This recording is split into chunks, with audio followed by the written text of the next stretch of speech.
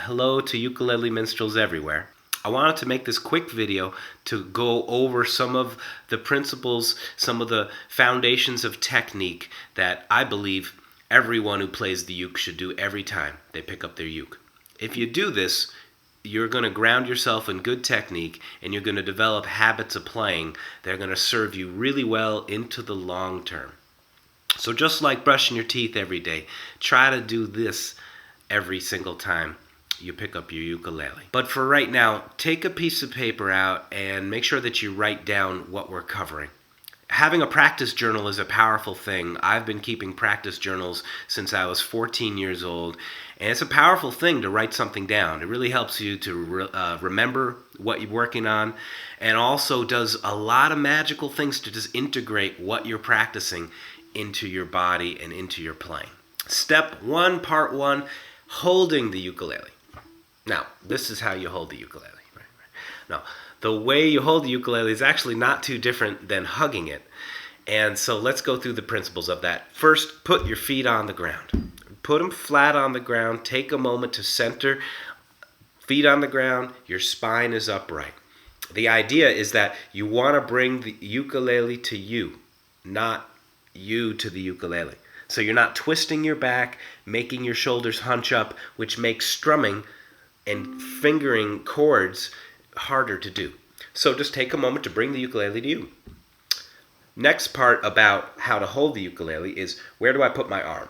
Well, I think it's a good idea to put this part of the forearm against the upper bout of the ukulele and just hug it against your belly or your chest, depending on what size ukulele you have.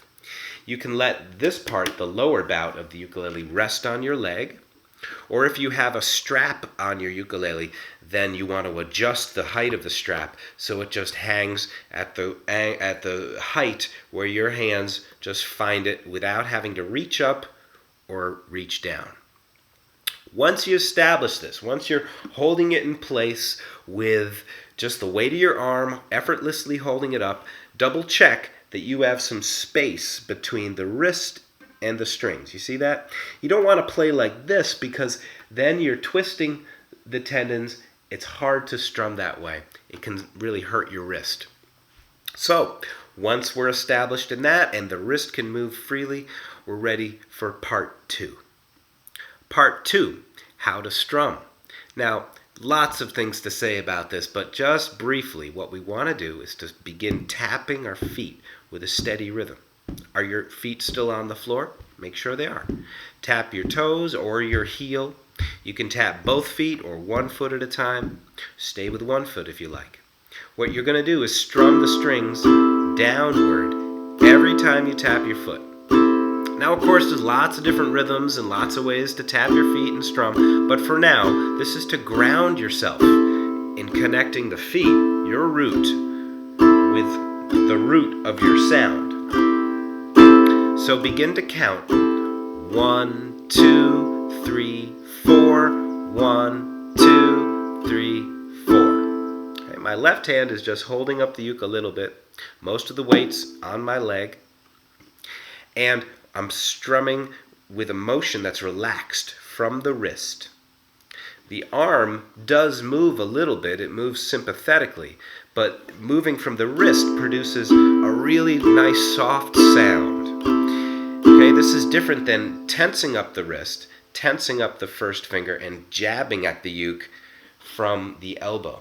If you do this, you don't get the sweetest tone out of your instrument, and you can also build up some tension in the muscles. So make sure that it's very loose and flowing. Close your eyes and imagine waves lapping at the shore. 1, 2, 3, 4. 2, 3, 4. Now open your eyes, and this is important because I know you're looking at the screen right now, but look at your hand. 1, 2, 3, 4. Looking at your hand. 2, 3, 4. Alright, so you're looking, that way your brain receives feedback that yes, you are doing what you're counting. And what are we counting? We're counting one of the most fundamental rhythms of popular music, the backbeat rhythm. That's where we strum 4 beats to a measure, and beats 2 and 4 are louder. You're going to find this in jazz, blues, hip-hop, funk, soul, R&B, gospel, country. So much music has an accented beat on 2 and 4. So you want to make 2 and 4 louder, 1 and 3 a little softer. Let's do it again. 1, 2, 3, 4. 1, 2, 3, 4. 1, 2, 3, 4. 1, 2, 3, 4. All right. Part 3. We're going to do strum number 2. This is strumming down, and when the foot comes up, we strum up. We would count this like this. 1 and 2 and 3 and 4 and 1 and 2 and 3 and 4 and. Here we go again. Ready? 1 and 2 and 3 and 4. 1 and 2 and 3 and 4 and. Still making beats 2 and 4 louder. 1 and 2 and 3 and 4 and 1 and 2 and 3 and 4. Okay. Part 4. Fretting your chords. When holding the neck, we want to make sure that our thumb is relaxed. Okay? You know, there is no one way to do things. There's always going to be some personalization of it depending on the size of your uke and where your hand naturally sits on it. But in general, you want to keep the thumb relaxed, because if the thumb is relaxed, it relaxes the entire wrist. When the wrist is relaxed, the fingers can move more easily. So whether you have your thumb on the back of the neck or if it wraps around a little bit, just keep it soft and make sure that you have some space in between, you see, space in between the neck and the palm. It's almost like you're holding a little egg. 1, 2, 3, 4. 1, 2, and 3, and 4. Okay? When you can establish yourself, a tap in your foot, counting and accenting 2 and 4, you know, try to just don't think about it so much. You know, you go like this. 1, 2, 3, 2. You think about it, you look at it, and then just feel it. Try to be aware of what beat you're playing. 1, 2, 3, 4. 1, 2, 3, 4. All right.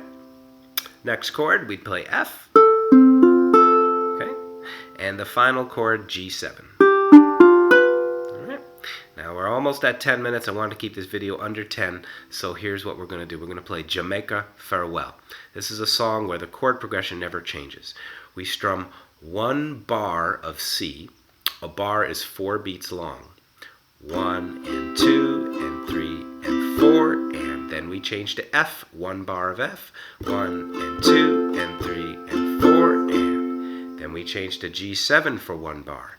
1 and 2 and 3 and 4, and then we play a bar of C. 1 and 2 and 3 and 4, and then it begins all over again.